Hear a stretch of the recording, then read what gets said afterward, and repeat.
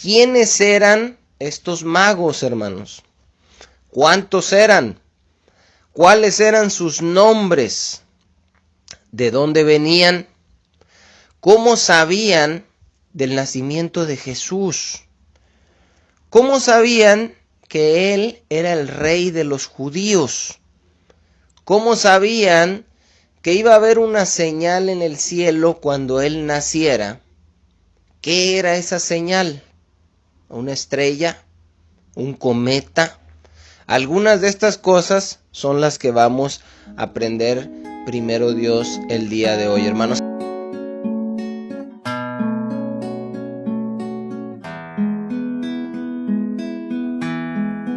Dios me los bendiga a todos, hermanos. Pues como ya vieron, el día de hoy el estudio de la palabra del Señor va a estar bueno. No sé si se acuerdan, hermanos, que ya en otra ocasión les había comentado que todo lo que los evangelios dicen, cada palabra, cada suceso, tenía un propósito específico para estar ahí, hermanos. Nada estaba de más, nada estaba por casualidad. Todo lo que se mencionaba era con un propósito. Que María era virgen, que José era hijo de David, que Jesús nació en Belén. Todos los sucesos, todo lo que se nos menciona está por algo. Sabiendo esto, hermanos, nos debemos preguntar qué propósito tenía Mateo al registrar este suceso en su evangelio, porque el evangelio de Mateo es el único que nos habla acerca de la visita de estos magos. Lucas y Mateo nos hablan de la infancia de Jesús, Marcos y Juan no. Pero solamente Mateo nos menciona la visita de estos magos y queremos saber, queremos estudiar por qué lo menciona, cuál era el propósito. ¿Quiénes eran estos magos, hermanos? ¿Cuántos eran? ¿Cuáles eran sus nombres? ¿De dónde venían? ¿Cómo sabían del nacimiento de Jesús? ¿Cómo sabían que Él era el rey de los judíos? ¿Cómo sabían que iba a haber una señal en el cielo cuando Él naciera? ¿Qué era esa señal? ¿Una estrella? ¿Un cometa? Algunas de estas cosas son las que vamos a aprender primero Dios el día de hoy, hermanos. Es bien interesante hacerse todas estas preguntas porque así es como podemos aprender más. Si leemos nada más el texto, decimos, pues dice que unos magos y que visitaron a Jesús, no sé por qué está ahí, la verdad no me interesa, pues no aprendemos nada, hermanos. Pero cuestionando, preguntando, es como vamos a ir aprendiendo más cosas que Dios tiene preparadas para revelarnos. Debemos saber, hermanos, que el Evangelio de Mateo, cada uno de los evangelios está dirigido a un público específico, por lo menos así fue escrito al principio. El Evangelio de Mateo está enfocado hacia el pueblo judío. Marcos es hacia los romanos, Lucas hacia los griegos y Juan es hacia todos en general, es un evangelio general para todos los gentiles. Las cosas que menciona Mateo son cosas que los judíos iban a entender, que a los judíos les importaba, que los judíos se daban cuenta, por eso a cada rato dice para que se cumpliera la escritura y se menciona que era hijo de David y que nació en Belén y que su madre era una virgen y muchas cosas que los lectores judíos podían relacionar y decir, yo entiendo por qué está poniendo esto, yo sé qué significa. Y del mismo modo, hermanos, los judíos sabían a quién se refería Mateo cuando menciona a unos magos. Ellos sabían cuál era la importancia de que estos magos hubieran ido a buscar a Jesús y lo hubieran reconocido como rey. Ellos lo entendían. Nosotros no tan fácil, hermanos. Vamos a leer Mateo capítulo 2, versículo 1, que es donde se habla, el único capítulo donde se mencionan estos reyes, a estos magos. Es el único evangelio que lo registra.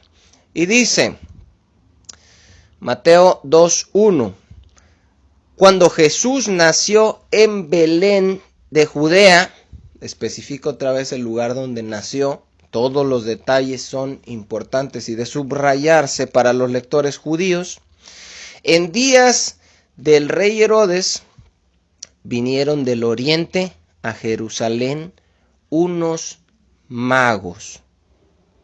No dice, hermanos, en primer lugar podemos ver unos reyes magos. ¿Verdad que no?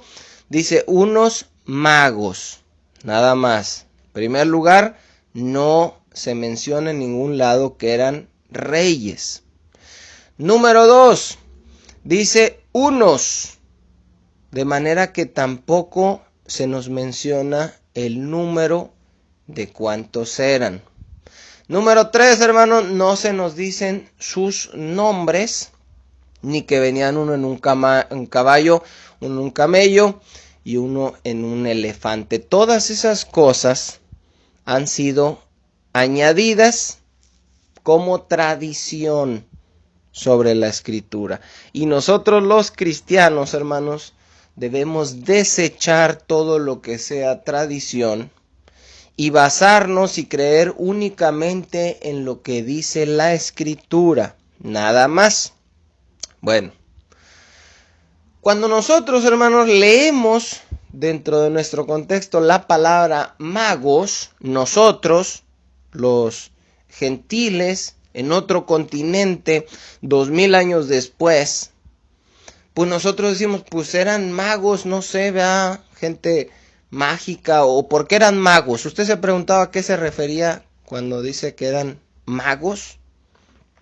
Bueno, nosotros nos podemos imaginar por la palabra que eran brujos, que eran hechiceros, pero esta no es la palabra en el griego que se utilizó para decir que eran magos. La palabra que se utilizó para decir que eran unos magos es la palabra magi en el griego. Y ahorita vamos a ver qué significa esa palabra que la Reina Valera tradujo aquí como magos. Bueno, debemos saber, hermanos, primero que nada, que la brujería, la hechicería, la adivinación, la invocación de muertos y todas esas prácticas del ocultismo están condenadas tanto por el Viejo como por el Nuevo Testamento. Es decir, los brujos antes en el Antiguo Testamento no eran bien vistos por Dios y en el Nuevo Testamento tampoco. Vamos a ver una escritura en Deuteronomio capítulo 18 de los versículos 9 al 12. Fíjese bien, Dios le dice esto a su pueblo antes de que ellos entren a la tierra prometida. Dice, cuando entres a la tierra que Jehová tu Dios te da, no aprenderás a hacer según las abominaciones de aquellas naciones.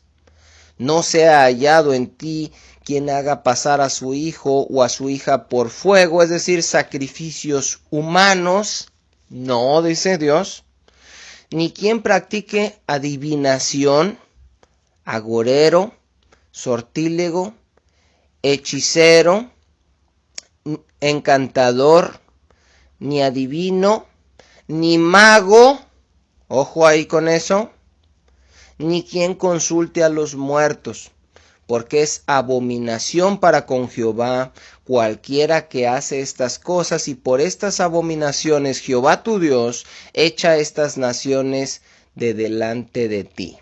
Bueno, fíjese bien, estaban reprobados los hechiceros, los adivinos, los agoreros, los magos. los judíos, hermanos, que sabían esto, a quienes estaba dirigido el Evangelio de Mateo,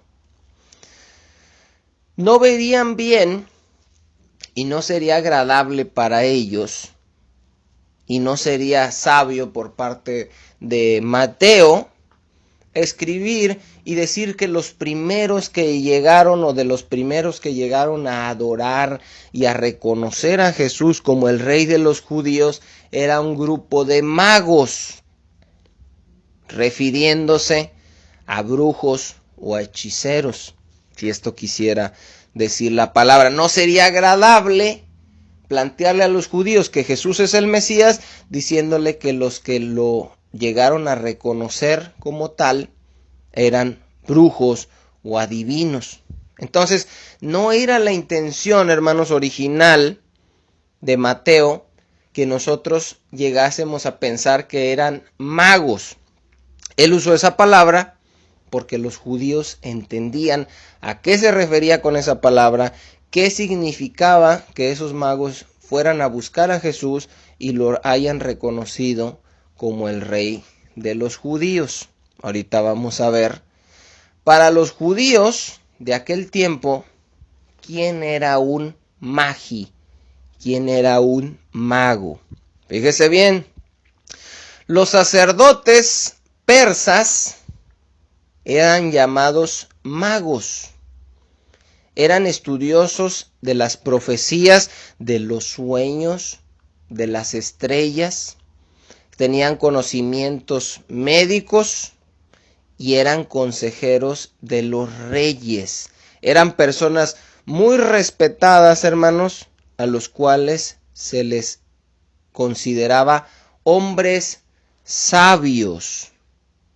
Esta es la razón de por qué versiones como la Nueva Traducción Viviente, cuando dice que vinieron unos magos, lo traducen ellos como unos sabios.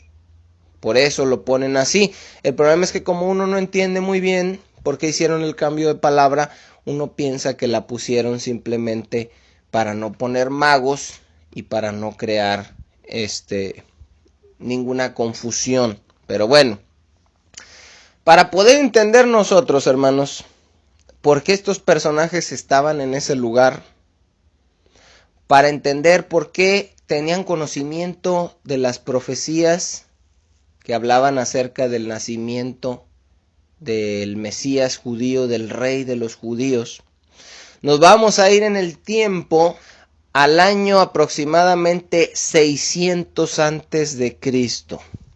Vamos a prender la máquina del tiempo y nos vamos a ir al año 600 antes de Cristo, alrededor de aquel año. Ahora, ustedes, hermanos, yo les voy a preguntar ahorita, ¿se acuerdan, según los estudios pasados que hemos visto, qué estaba pasando en estas tierras de los judíos 600 años antes de Cristo? Y ahí se va a dar cuenta cómo se van ensamblando todas las piezas y todo lo que hemos visto en un momento dado es bueno memorizarlo, hermanos, para seguir aprendiendo más. 600 años antes de Cristo estaba pasando lo siguiente. Número 1, el profeta Jeremías le estaba predicando al pueblo de parte de Dios que se rindieran ante Nabucodonosor para que no perecieran. ¿Se acuerdan de ese estudio que vimos? Y de la pregunta del examen, el año 600 antes de Cristo. Segundo suceso, el pueblo rechazando el mensaje de Jeremías, creyendo que no era de parte de Dios. Tercer suceso, Nabucodonosor sitiando Jerusalén para más tarde destruir la ciudad. Y mientras tanto, pues estuvo llevando gente cautivo, parte del pueblo se lo estuvo llevando, ¿a dónde? A Babilonia. Bueno, durante este tiempo, hermanos, donde se estuvieron llevando cautivos por parte de Nabucodonosor a Babilonia, del pueblo de Israel, es que se llevó a Daniel para allá. Todos los libros se conectan, todo lleva una secuencia y es muy importante que nosotros aprendamos acerca de eso, porque los judíos sabían eso y por eso podían entender quiénes eran los magos de los cuales Mateo estaba hablando. Daniel, junto con muchos otros, es llevado cautivo hacia Babilonia por parte de Nabucodonosor, y así empieza el libro de Daniel. Nos vamos a ir al libro de Daniel, que está escrito alrededor de ese tiempo, año 600 antes de Cristo, y dice Daniel capítulo 1, versículo 1 al 4. Fíjese cómo empieza Daniel. En el año tercero del reinado de Joacim, rey de Judá, vino Nabucodonosor, rey de Babilonia. Ve cómo estamos en ese tiempo de Jeremías, en el tiempo de 600 antes de Cristo. Vino a Jerusalén y la sitió. Y el Señor entregó en sus manos a Joacim, rey de Judá, y parte de los utensilios de la casa de Dios, y los trajo a la casa de su Dios, y colocó los utensilios en la casa. Es decir, acuérdense que Dios utilizó a Nabucodonosor como su siervo para llevar a cabo su juicio contra el pueblo de Israel, que se habían apartado de él, que habían matado a sus profetas y despreciado su palabra. Dios lo utiliza, entrega en sus manos a Joacim, y se llevan los utensilios, parte de los utensilios del templo, y los ponen en el templo del Dios de Nabucodonosor, porque Nabucodonosor era pagano, estuvo siendo usado por Dios como un instrumento en su soberanía, pero Nabucodonosor no era parte del pueblo de Dios, ni era una buena persona tampoco.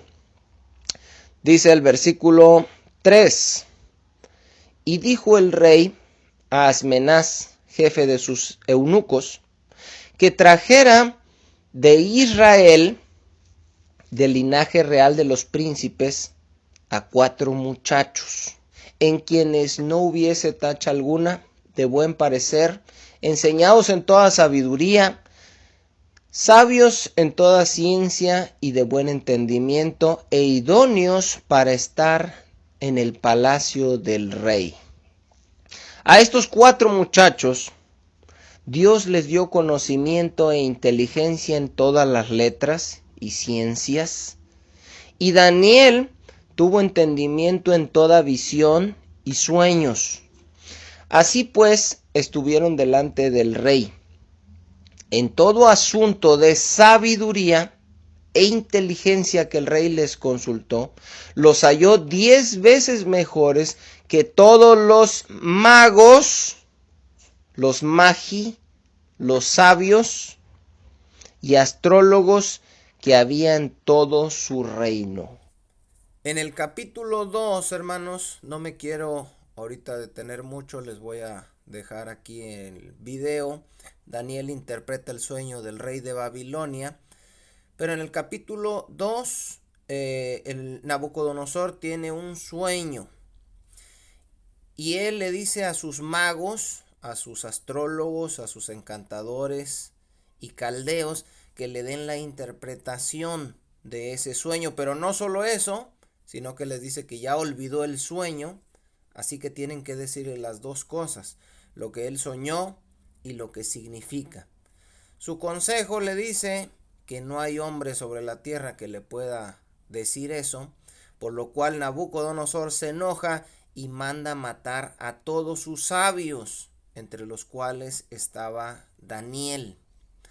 Cuando Daniel se entera de esto, él va y pide tiempo al rey y ora a Dios, y Dios le da a Daniel el sueño y su interpretación. Les repito, hermanos, si les interesa ese estudio, lo tenemos aquí, se los voy a dejar. Daniel interpreta el sueño del rey de Babilonia. Ahora fíjense bien, cuando Nabucodonosor se da cuenta de que Dios está con Daniel, porque le dio el sueño y la interpretación, dice lo siguiente, vamos a leer el versículo 48. Entonces el rey engrandeció a Daniel y le dio muchos honores y grandes dones. y lo hizo gobernador de toda la provincia de Babilonia y jefe supremo. Ojo con esto, hermanos, a Daniel es muy importante, año 600 antes de Cristo, después de interpretar el sueño de Nabucodonosor, hermanos. Lo nombra jefe supremo de todos los sabios de Babilonia. Otra versión aquí traduce jefe supremo de todos los magos. Él era el jefe supremo de todos los sabios. Él era el jefe, el mero de los magos. Año 600 antes de Cristo. Todos estos magos, todos estos sabios quedaron agradecidos, hermanos, con Daniel, obviamente con el Dios de Daniel, que es el que le había dado la sabiduría, la interpretación del sueño y el sueño mismo, pero todos quedaron agradecidos porque a todos los iban a matar. Y si no los mataron, hermanos, fue únicamente porque Dios le revela a Daniel. Daniel va con Nabucodonosor. Nabucodonosor lo exalta, lo pone como gobernador, lo pone como jefe de los magos y ya no mataron a los magos. Pero los magos quedaron muy agradecidos con Daniel y muy sorprendidos de la sabiduría que tenía Daniel, porque ellos sabían que por más sabio que fueran, no hubieran podido ellos nunca saber cuál era el sueño que había tenido Nabucodonosor. Sin embargo, el Dios de Daniel sí lo sabía y se lo había revelado. Ellos vieron, hermanos, todos estos magos que quedaron a cargo de Daniel, cómo Nabucodonosor exaltó a Dios como el Dios verdadero en más de una ocasión. No lo vamos a ver ahorita, pero en el libro de Daniel, Nabucodonosor reconoce que Dios es el rey del cielo y que Él pone reyes y quita reyes y que Él hace según su voluntad sobre toda la tierra, porque todo le pertenece, que al que quiere exalta y al que quiere humilla. Esto lo reconoció el rey pagano Nabucodonosor. Estos magos, de los cuales era el jefe Daniel, vieron, tal vez directamente o tal vez lo supieron, cómo el Dios de Daniel y el Dios de ellos libró del horno de fuego a Sadrach, a Mesach y a Abed-nego, cuando estos no quisieron inclinarse ante su imagen. ¿Se acuerda que Nabucodonosor hace una imagen y les pide a todos que se inclinen ante su Dios? Y Sadrach, Mesach y Abed-nego no quieren, los llevan delante de Nabucodonosor, les dice, les voy a dar otra oportunidad para que se inclinen delante de mi imagen, y si no lo hacen, ¿quién es el Dios que los va a librar de esto? Y ellos dicen, no nos vamos a inclinar, Dios nos puede librar, y si no lo hace, de todas maneras, no nos vamos a inclinar ante tu Dios. Los avientan al horno de fuego. Nabucodonosor ve que aventaron 3, pero hay 4 adentro del horno, y uno, el cuarto, es semejante a hijo de los dioses, dicho en las mismas palabras de Nabucodonosor. Les dice a Sadrach, Mesach y Abed-nego que salgan, y cuando salen, dicen que no se quemaron sus ropas, sus cabellos, ni siquiera tenían olor a humo.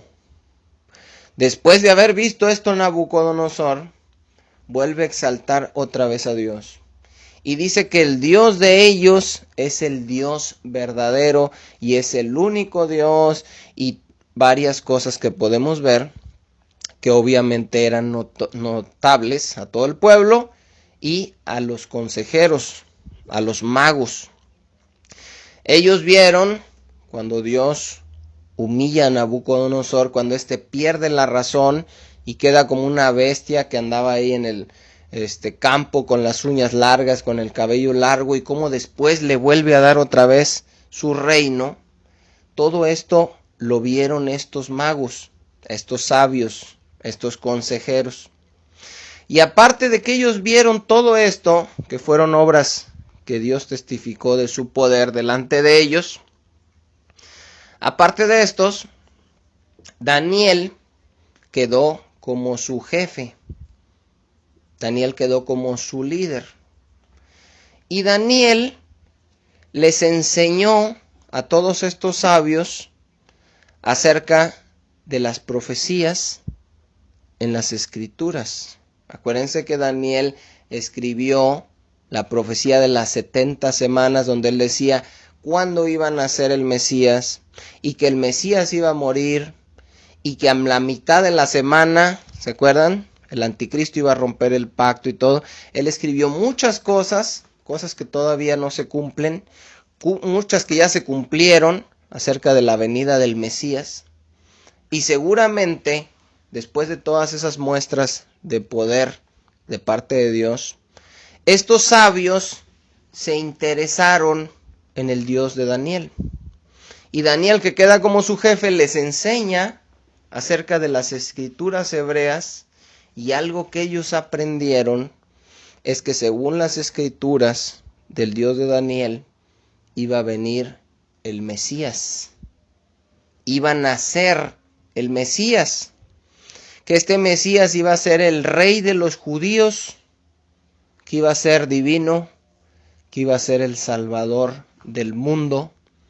Daniel, 600 años antes del nacimiento de Cristo, les enseña a todos los magos, él como jefe de los magos, acerca de Jesús. Y ahí es, hermanos, cuando podemos entender un poquito más la importancia de esa visita de los magos. Esto nos da sabiduría para podernos dar cuenta, por eso los magos sabían que iban a ser Jesús. Por eso sabían cuándo iban a ser Jesús. Por eso sabían de la señal que iba a haber en el cielo. Porque Daniel mismo, 600 años antes, se los enseña a los antepasados de los magos que visitaron a Jesús. Estos magos, hermanos, eran hombres muy sabios, hombres respetados. Y una de las funciones que estos magos o sabios tenían, aparte de ser consejeros de los reyes, era dar el visto bueno y coronar al que iba a ser el nuevo rey. Es decir, el que era coronado como nuevo rey en los lugares de donde venían estos magos, tenía que ser aprobado por ellos. Por eso la importancia de que ellos lleguen buscando a Jesús como el rey de los judíos para adorarle y le hayan traído presentes. Es un hecho muy importante que los judíos entendieron, que Herodes entendió, que el pueblo en Jerusalén entendió, y que con esta información pues nos queda ya un poquito más claro en realidad quiénes eran estos magos, estos consejeros, estos sabios, estos estudiosos que fueron instruidos en las profecías del pueblo de Israel, en las Escrituras, 600 años antes del nacimiento de Cristo, cuando Daniel fue el jefe de todos ellos. Vamos a leer otra vez con esta información, con esta luz, Mateo capítulo 1, otra vez, capítulo 2, versículos 1 y 2. Dice: Cuando Jesús nació en Belén de Judea en días del rey Herodes, vinieron del oriente a Jerusalén unos magos, diciendo: ¿Dónde está el rey de los judíos que ha nacido? Porque su estrella hemos visto en el oriente y venimos a adorarle. Bueno, ¿por qué lo andaban buscando en Jerusalén, hermanos? Porque ellos pensaban que todo el mundo sabía en Israel, que todo el mundo lo estaba esperando, que todo el mundo tenía conocimiento, si ellos lo tenían, que venían de lejos, que no lo supiera el propio pueblo de Israel y ahí en la ciudad de Jerusalén. Por eso ellos lo andaban buscando ahí.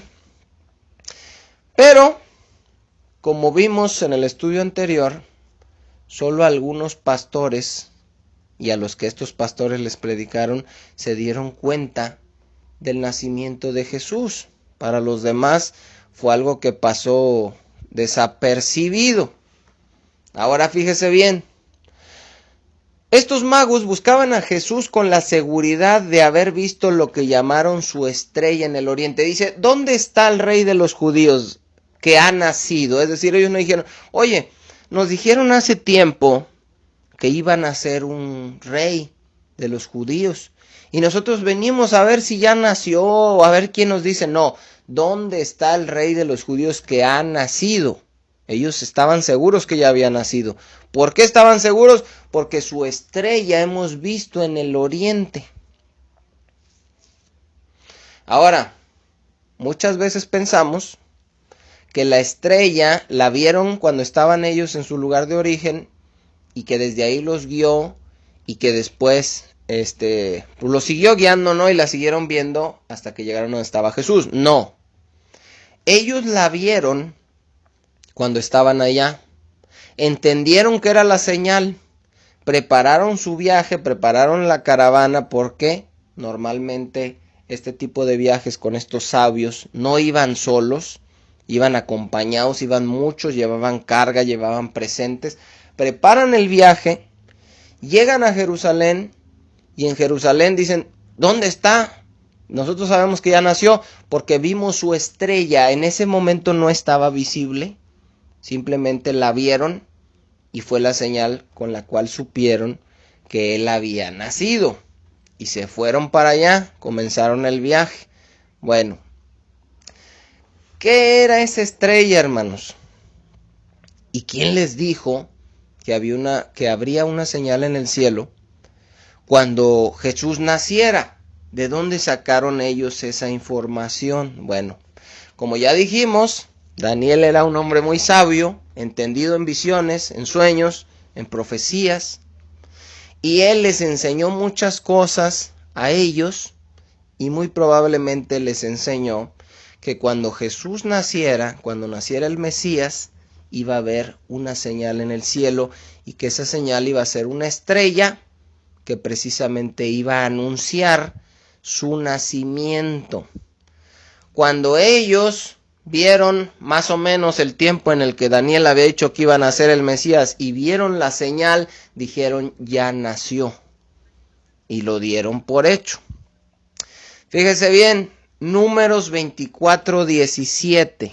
Fíjese esta profecía que se dio en el libro de los Números, mientras el pueblo de Israel estaba todavía en el desierto. Se hace una profecía acerca del Mesías y acerca muy probablemente de esta estrella, que era la señal de cuando él naciera, información que recibieron ellos a través de Daniel. Números 24:17 dice, lo veré, mas no ahora. Lo miraré, mas no de cerca. Saldrá estrella de Jacob. Una estrella, dice, saldrá estrella de Jacob. Y se levantará cetro de Israel, cetro de mando del rey. Está hablando una profecía de que iban a ser el Mesías y que ese día iba a salir estrella de Jacob. Ahora fíjese bien, los científicos se pusieron a investigar, hermanos, si por aquellas fechas hubo algún acontecimiento astronómico que pudiera encajar con esto de la estrella. Es decir, vamos a comprobar a ver si alrededor de ese tiempo hubo algo que se pueda comprobar, que se pueda saber que fue la estrella que vieron los magos y que los guió. Bueno, en primer lugar, hermanos, ya vimos que la palabra de Dios dice que Jesús nació en los tiempos de Herodes. Este Herodes, del que hablan las escrituras, este específico que se le conoce como Herodes el Grande, murió en el año 4 antes de Cristo. Ojo con ese dato. Herodes el Grande muere en el año 4 antes de Cristo. Y cuando Jesús nació, Herodes estaba vivo. ¿Qué quiere decir esto? Que el cálculo que hicieron para dividir el tiempo antes y después de Cristo, como nosotros lo conocemos, está mal hecho.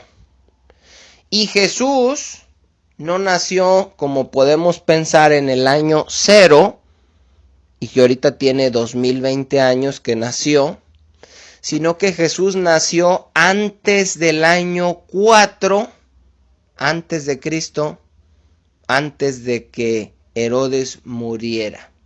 Es complicado y es gracioso, hermanos, pensar que Cristo nació antes de Cristo. Es un poco raro, pero así es. Las fechas que hicieron los cálculos están mal. De modo que el acontecimiento en el cielo que los científicos tenían que buscar tenía que ser algo que pasó antes del año 4 antes de Cristo. También, hermanos, tenía que ser un acontecimiento en el cielo que durara lo suficiente para que los magos lo hubieran visto antes de salir y después lo volvieran a ver, como vamos a ver que lo volvieron a ver cuando salieron de Jerusalén. Entonces no podía ser cualquier cosa, porque por ejemplo un cometa pasa y se va y ya. No, acá tendría que ser un acontecimiento que durara meses para que ellos lo hubieran visto a la salida, llegaran a Jerusalén, preguntaran, lo volvieran a ver y entonces dijeron tiene que cumplir con ciertos requisitos. Bueno, resulta que sí hubo un acontecimiento en el año 7 antes de Cristo.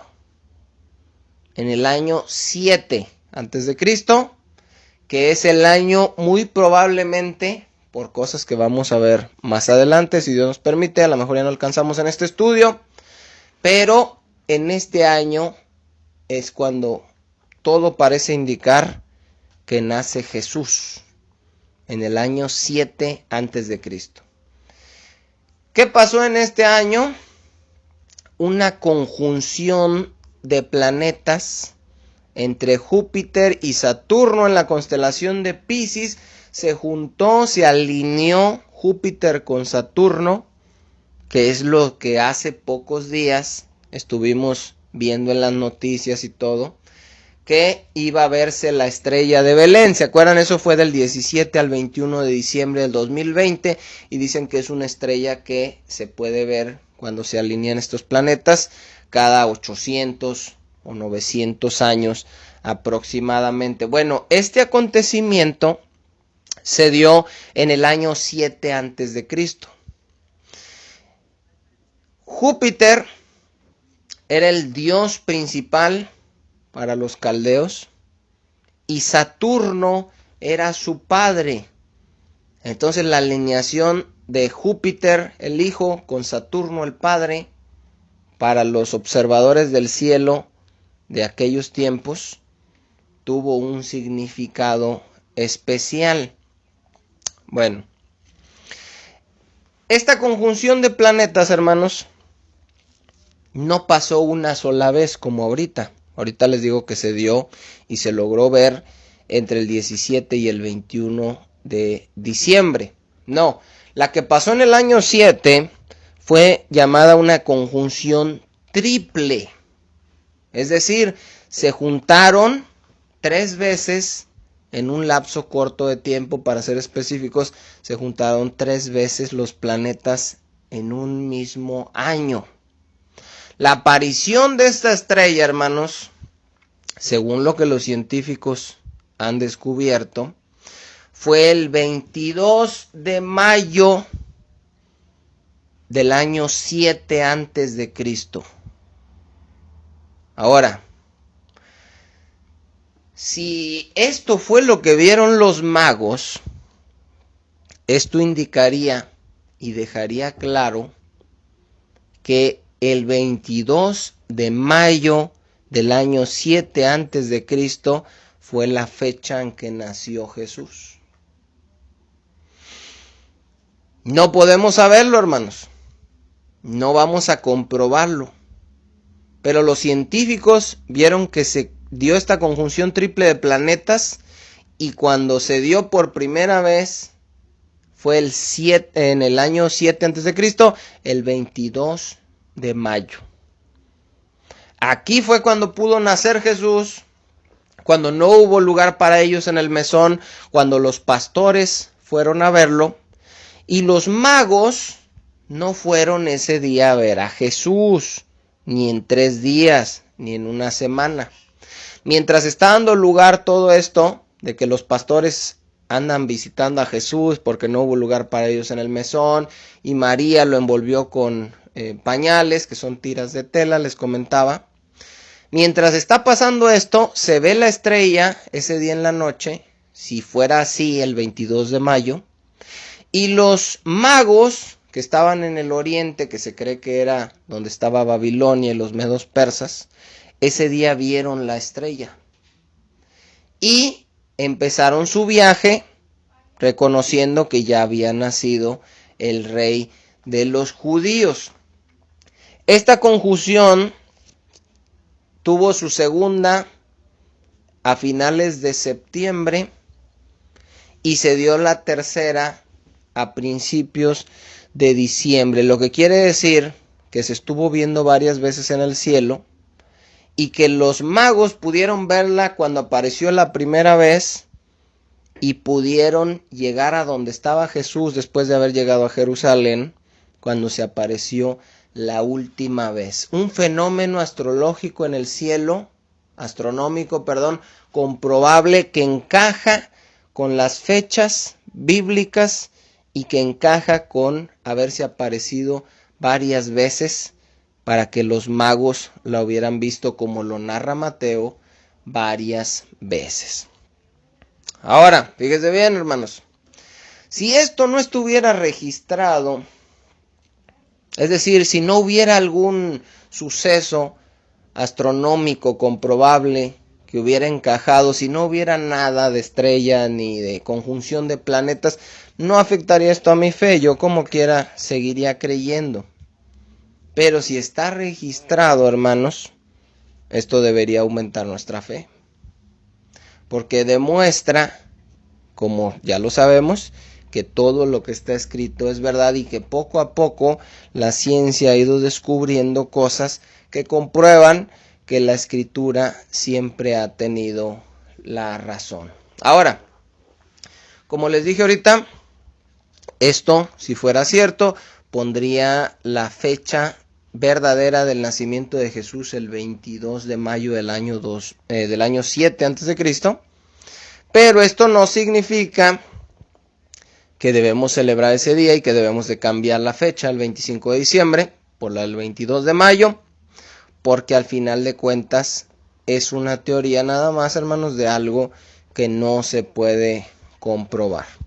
Vámonos rapidito otra vez, porque ya se nos fue el tiempo, al verso 2 de Mateo 2, para notar algo más que es muy importante y que no quiero que se nos pase. Dice Mateo 2:2, diciendo: ¿dónde está el rey de los judíos que ha nacido? Porque su estrella hemos visto en el oriente y venimos a adorarle. Fíjese, hermano, y con esto vamos a terminar. En primer lugar, ver cómo, pues normalmente cuando nace un niño que es hijo de algún rey, este es un príncipe, no es un rey hasta que toma posesión del trono. Sin embargo, Jesús es el único niño que nace y nace ya como rey, no nace como un príncipe. Ellos lo buscaban, dicen, vimos su estrella y venimos a adorarle. Eso es muy importante, hermanos, porque esto de que ellos iban a adorar al niño no nada más implica que ellos creían que era un rey, como le habían dicho ya al pueblo de Jerusalén, el rey de los judíos, sino que ellos reconocían que ese rey era divino y ellos querían adorarlo, querían reconocerlo como su rey, como su señor y como su salvador. Y fíjese cómo es muy importante esto, porque ellos no estaban buscando a Jesús para que Jesús sanara a estos magos de alguna enfermedad. Estos magos no estaban buscando a Jesús porque estuvieran buscando un milagro, porque estuvieran buscando prosperidad, porque estuvieran buscando que les fuera mejor en su negocio. No lo estaban buscando para que les consiguiera trabajo. No lo estaban buscando para que solucionara sus problemas matrimoniales o familiares. Ellos lo estaban buscando, hermanos, y habían venido desde tan lejos buscándolo para adorarlo. Ellos querían adorar a Jesús, ellos querían adorar al Rey, ellos querían adorar sabiendo y creyendo que era Dios. Y esta es una lección pues muy importante para todos nosotros, hermanos. Lo principal de esta fecha no es los regalos para los niños, no es la rosca de reyes, que ya vimos que ni reyes eran según el relato bíblico, sino que ellos lo estaban buscando para adorarlo, hermanos. Y fíjese, es triste porque muchas veces las prédicas se utilizan de alguna manera. Escuché la otra vez un pastor que decía, cuando alguien lee un versículo debe decir, ¿qué me enseña este versículo? ¿Qué me quiere decir Dios a mí con este versículo? Dice, y esa es una forma incorrecta de leer las Escrituras. La forma correcta de leer las Escrituras es leer un versículo y decir, ¿qué me enseña esto acerca de Dios? Porque Jesucristo es el único que importa. Y aquí este pasaje que estamos viendo lo exalta a Él, porque si bien en el pueblo no hubo lugar para Él en el mesón, en Belén, si bien nada más fueron unos humildes pastores los que llegaron a verlo el día de su nacimiento, Dios le reveló a estos que probablemente eran gentiles o probablemente eran descendientes de cautivos del pueblo de Israel que estaban como sabios consejeros en los lugares ahí de donde estaba antes Babilonia. Entonces Dios les revela a ellos y ellos van y ellos exaltan a Jesús y ellos lo reconocen como rey y lo reconocen como Dios, llevándole presentes y visitándolo para darle gloria y honra. Nosotros, hermanos, debemos buscar a Dios en las Escrituras, debemos buscar a Jesús, escuchar las prédicas para adorarlo a Él. Toda la Biblia nos habla de quién es Él, de su grandeza, de su importancia, y a Él y solo para Él es la gloria y toda la honra. Dios me los bendiga, un saludote a todos y nos vemos primero Dios en el próximo estudio.